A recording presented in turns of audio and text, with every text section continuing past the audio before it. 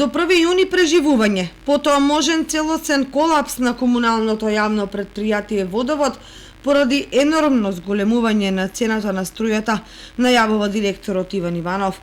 Тој е убеден дека и за вакви ситуации има решенија. Меѓутоа сега на поток е централната власт која треба да ги поддржи општините и јавните претпријатија за да може да ја пребродат кризата.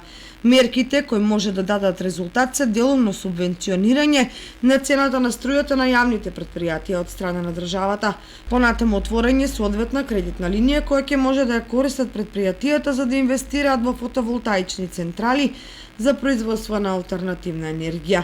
За сега проблемот е лошата комуникација на релација влада-општини, што доведува до статус кво ситуација во услови кога времето не им е сојузник ни на едните, ни на другите.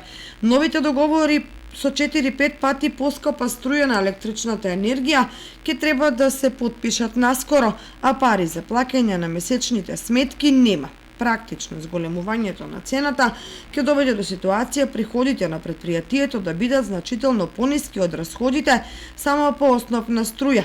Во таков случај, средства за други тековни трошоци и плати на вработените ќе нема. Дали тоа е закана за затворање и изгаснување на комуналното претпријатие, останува да покаже времето, иако простор за какви да е ефективни маневри речиси и да нема.